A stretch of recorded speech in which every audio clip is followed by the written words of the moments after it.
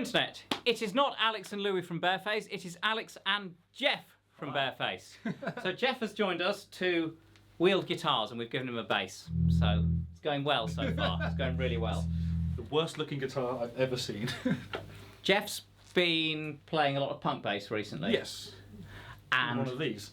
Playing through SVTs and 810s. That seems to be a default backline. Yeah, it seems to be every venue you go to, there is an 810. Yes. I mean, there's a reason why. They're loud, they do the thing, we all know what they sound like, kind of. They sound like that. They sound, yeah. They do that thing. So what we have here is Bareface 610, which is our take on an 810. You might notice it's slightly smaller. And our Big Twin 3, which is very much not our take on an 810, but it's in the same ballpark output-wise, but a very different place tonally. Though you could run a modelling rig through the Big Twin 3 yeah. and get an 810 sound. Because of the 12-inch speakers. Well, it's just super accurate. Yes. It's super accurate. It goes deeper, it goes higher, it's clean through the middle. It'll send you sound everywhere, but you could... Yeah, we should try that one day. Yes. Genius. SVT-810 model through that and see how close it sounds to that. So, we do not own this. We have borrowed this from our friends Electric at Brighton Electric. Yep. Very nice of them. It's really annoying to move. Oh my god, they brought it over in a van. This is quite annoying. I mean, they're not heavy, these. I don't think these are that heavy when you pick it up, and then you try and put it on there and you suddenly realise it's like... We'll demo later. And then this You could demo it. they've only put a towel rail handle on the back. Not very fun to move around at all. It's made for roadies. Well, as you were saying as well about how just trying to get this onto here is it's a nightmare. Yeah, I'm like 5'10"ish. If you're shorter than me, Yeah, it's just good luck. Just very big. Andre the Giant, like.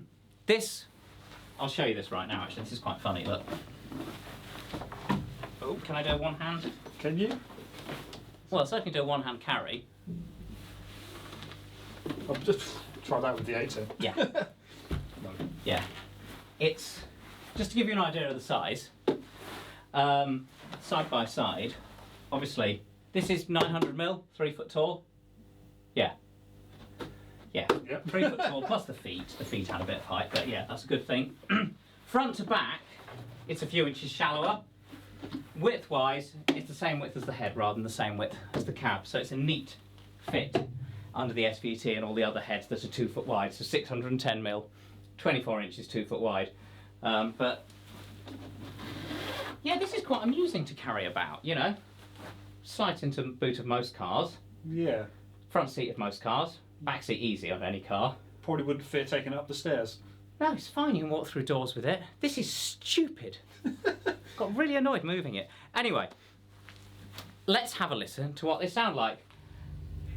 Geoff hasn't heard these. I've Deliberately, he's been, how long have you been here? I have no concept of time on a cat, but for like over 4 weeks. He's a part-time bassist, he has no concept of time. Yeah.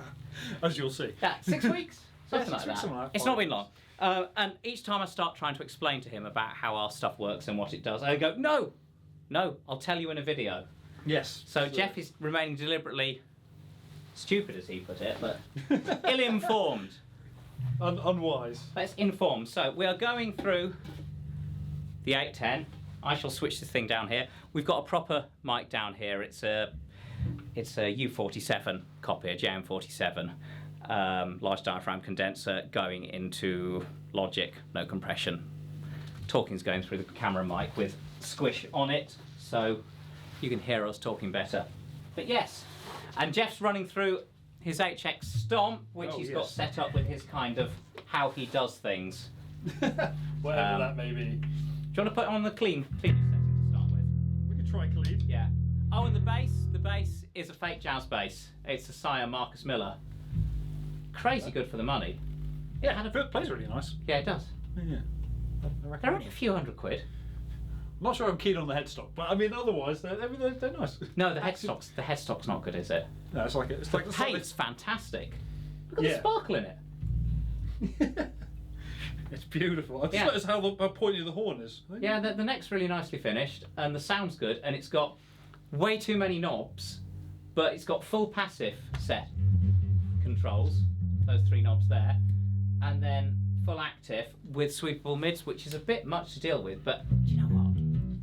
It's really good. So it's our jazz bass-ish demo weapon. So anyway, Ampeg 810, all, I don't know what it weighs, 150 pounds? Oh, 6 tons. Yeah, Small. it's a big lump. Anyway, Small family. 810, and I'll flip it to the 610 and see what we hear.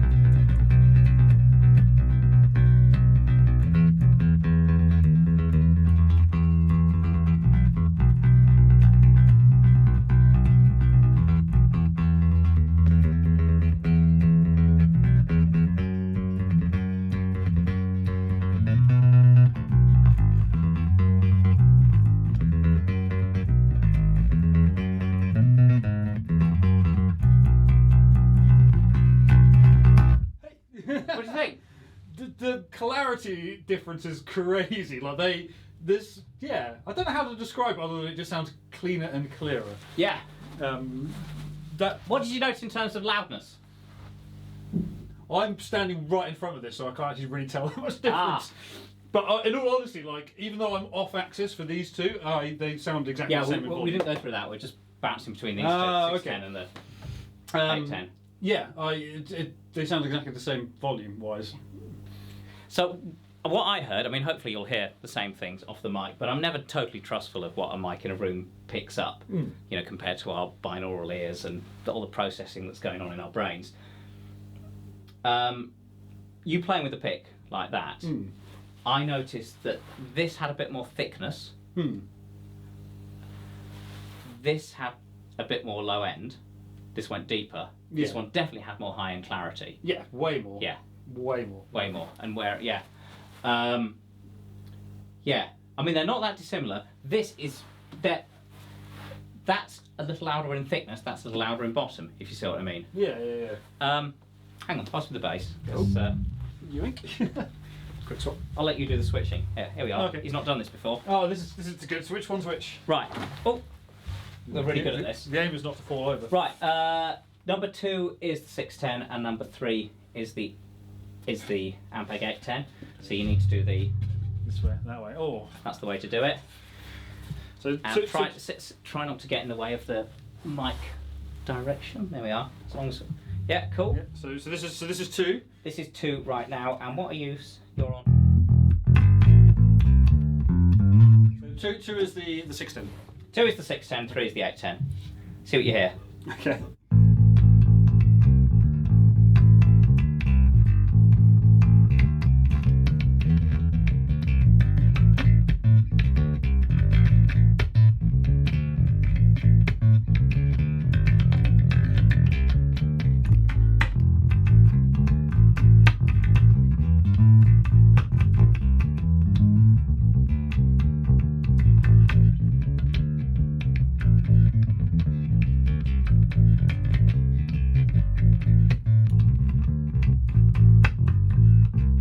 Where have you gone? So that's that.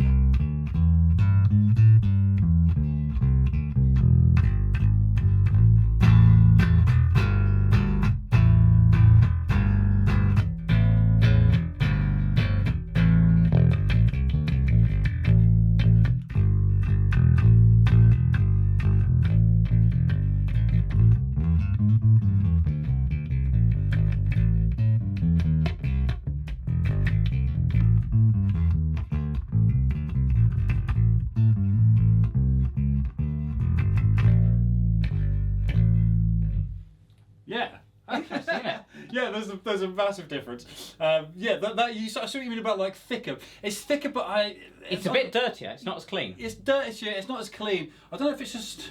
I think there's more harmonic distortion from those drivers. Yeah, it sounds more kind of distorted, even though we're running it completely We're running it clean, clean as an SVT into a. It's an SVT classic. With gain. I see Geoff has EQ'd it a bit, so we've got the trebles basically at 0, mids. Okay, now, if I remember rightly, the mid control, it's got 5 settings, and it's like 200-ish, 400, 800-ish, about 1503K, something like that. I remember just thinking it was a bit honky, so I just turned the mid down. So the middle one, so that's 8. I think it's 7, 8, 900, somewhere around there. You've dipped it there, and it's not. I think that's probably about a 3 dB, 4 dB dip, because I think it's only got about 10, 12 dB either way. It's not like a more powerful active solid state EQ where you might have 15 or something. But yeah, bit of EQ. I was trying these yesterday, but just had it all set flat, and I wasn't running through the board. Just going straight in, trying the Stingray. Yeah, it's nuts though, isn't it? How that is as loud as that. But clearer. Yeah.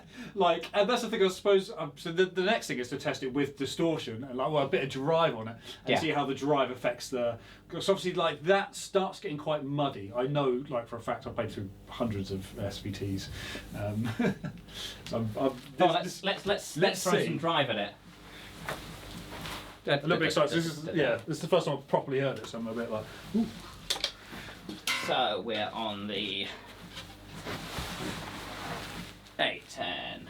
Start on the 810.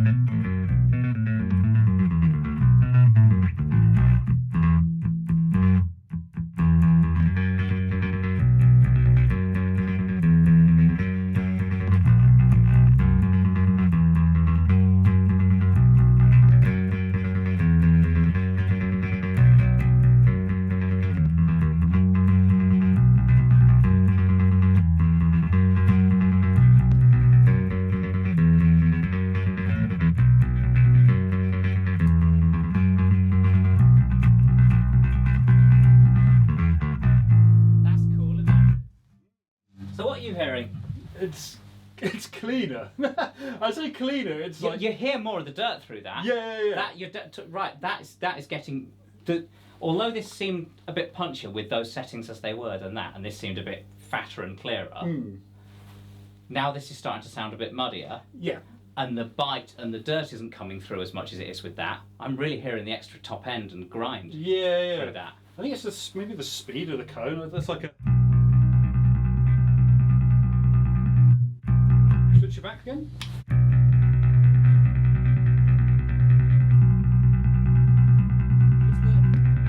Oh, you're right. It feels like it stops and starts better. Yeah, it's just like it's quicker.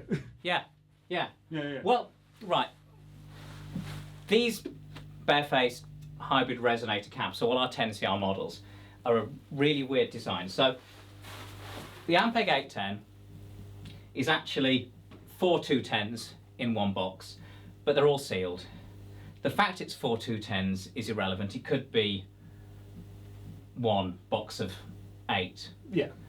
As long as the bracing's the same, the internal volume's the same. I mean, now I think about it actually, because it's got these wedges taken away at the top and bottom. So I don't know if they're exactly the same size internally. You would normally want them to be the same size, but anyway, whatever. It's approximately 4 210s in one box with these shelves in between that stiffen up the box and make it properly braced. And that's one of the reasons the Ampeg 810 is popular, is it's properly braced and it's solid. So it's roadworthy, but also it doesn't wobble and resonate in stupid ways like a lot of older cabs tend to do, and a lot of lightweight neo cabs do. You know, it's really annoying that people say, "Oh, lightweight cabs sound rubbish." It's not. It's badly built cabs sound rubbish because they just wobble like drums, like drum shells. You just don't want that. This, we don't have it divided internally, but there's a lot of bracing. So where in this you've got your 3 shelves dividing it. Here we've got a brace there, which go all the way around, and a brace top to bottom, and there's another panel inside that does something else interesting. And then I'll just unplug it for a second. Yeah, good luck doing this with 810. Yeah, your back will die. Voila! Ah. It's a port, but it's not being a port. So it's a hybrid resonator design, and essentially this is a mass-loaded transmission line cab, which only our 610 and 810 are that. So it's dual tuned, and you've got a quarter wave resonance working a bit higher up in the bass region, and you've got a Helmholtz resonance working lower down in the bass region. The end result of which is you have essentially two low Q boosts that are working together at low frequencies. So we've got very lightweight cones. If this was in a seal cab, it would be quite lacking in lows, but the lightweight cones give it that speed we were hearing. Yeah. But then we're getting the transient response of a seal cab with lightweight cones, but all this extra low end, a bit more like a ported cab, but it rolls off more like a seal cab. So the transfer function is like a sealed cab, so the transient response is better. It's really weird. It was a real moments of inspiration, seat of the pants experiments. We should have patented the enclosure because there's nothing else like it, particularly the way we've done it on the smaller cabs on the 410, the 210, the forthcoming 310, the 110. They're dual-tuned aperiodic enclosures. They're weird. They're really weird, but essentially they're different way of getting the same result. Two tunings at different frequencies. So instead of it being like a ported cab is a bit like having like a 12 band or 20 band graphic EQ and bumping up, cutting the very lowest bit, okay, and then boosting the ones above that a bit. Oh, just everything. No, just the few above that. So like one or two above that. Oh, okay. So it's like like cutting the 30 hertz slider, Yeah, right. Yeah, boosting the 40 hertz slider a Oh, bit, okay, yeah, boosting yeah. the 60 hertz slider a bit, and then it's flat. That's what a porty cab's kind of like. It's giving you that okay. extra bit, and then you tune it. So that EQ is basically tuned so that where the speaker was rolling off anyway, it gives you that boost, but then you lose the bit below there. Porty cab, seal cab will normally just roll off, more gently. So porty cab goes deeper and then drops. Yeah. Seal cab rolls off more gradually, so it's okay. kind of feeble, and then there's a bit more low down where you can't really hear it. What this is like is a bit more like you've just turned the bass knob up a bit on a seal cab. Yes. So you get this broad extra bit of low end. It's quite thick. Yeah. Well, actually, I really noticed it with the Stingray. We're going to. My favourite thing about the SVT is the mute switch. Actually, I'll have a quick Stingray mode. See if you hear what I'm hearing. Should we run this clean again, actually, and then? Go back and which one's which again? Right. So the SVTs are number 3, right? Yeah, they're kind of going sideways. Yeah, SVT's number 3. No.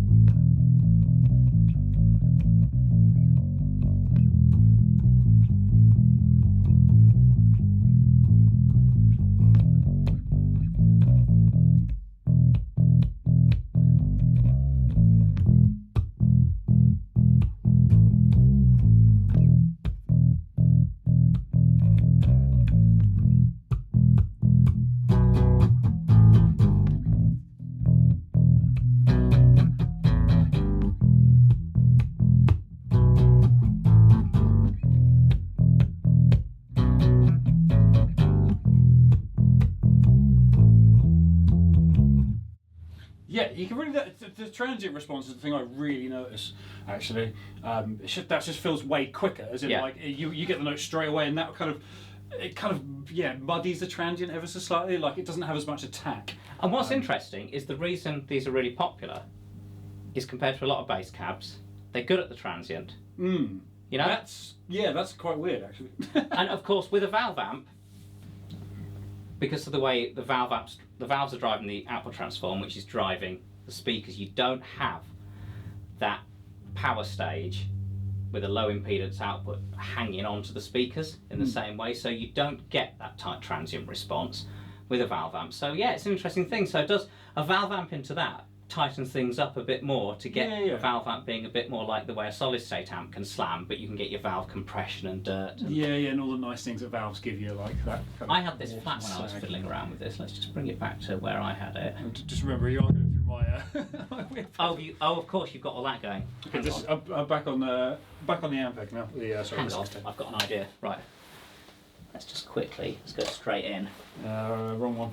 No. Oh no, right one. No. But that one you have to plug into. The right one. So that one comes out there. That one goes in there.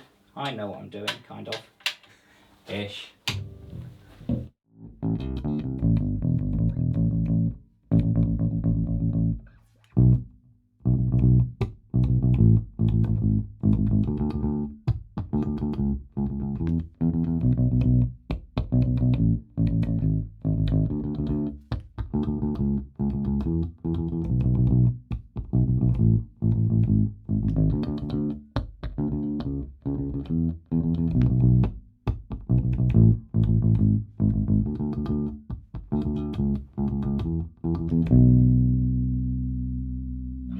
Interesting, isn't it? Yeah, that's so tight. That is really tight. Yeah, which is perfect.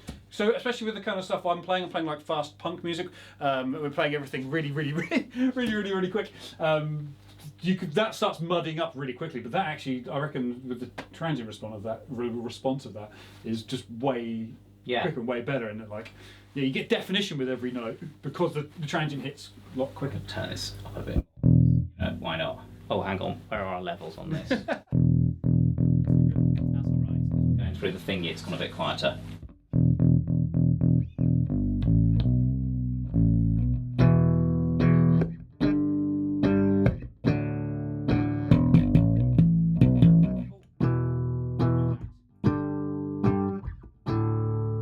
Sorry, Davey, I overloaded the thing. I can't believe you've done this.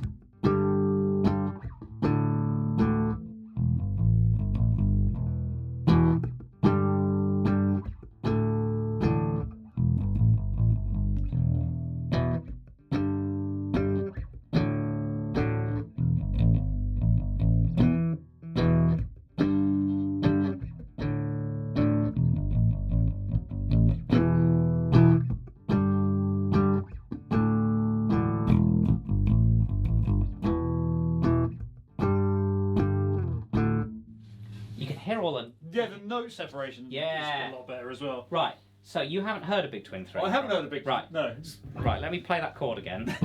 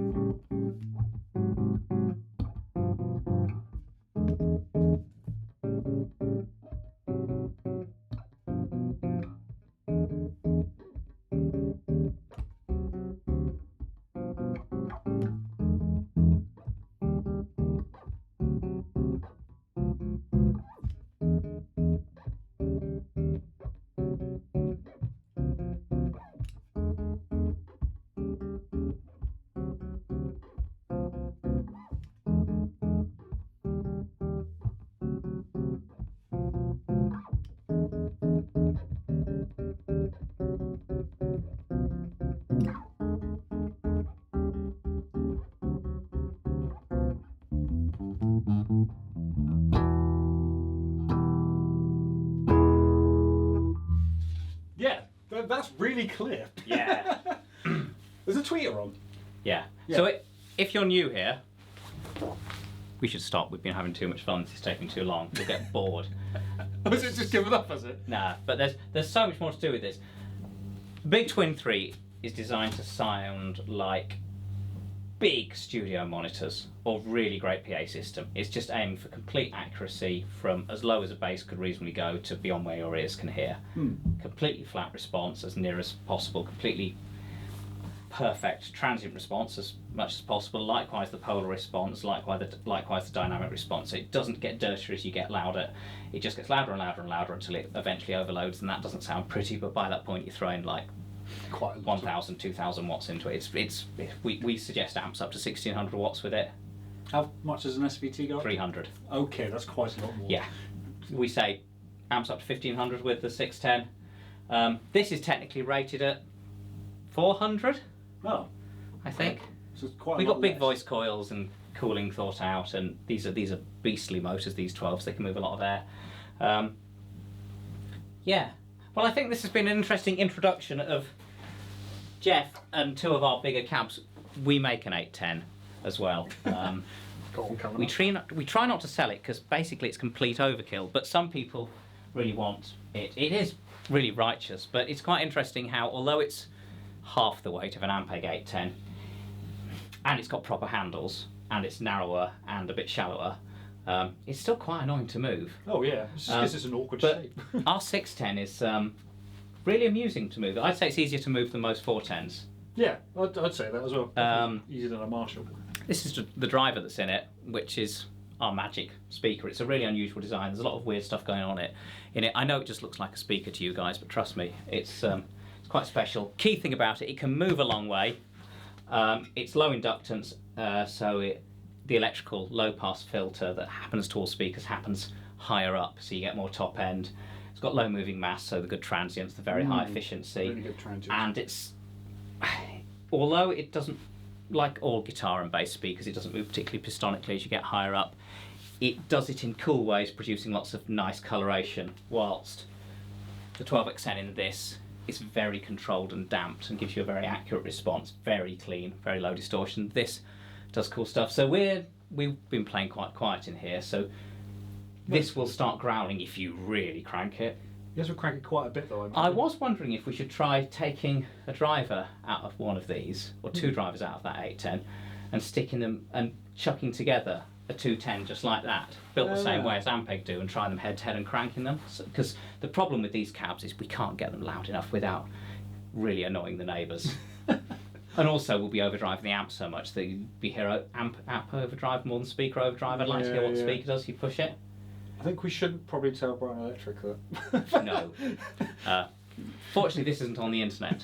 Yes. Anyway, I think we should stop there because we could go on forever fiddling around with this. But tell us what you'd like to hear more of, and we'll try and do more of it if they haven't asked for their amp back yet. So that's it. It's been Alex and Geoff from Barefaced. Thank you. See you next time. Bye.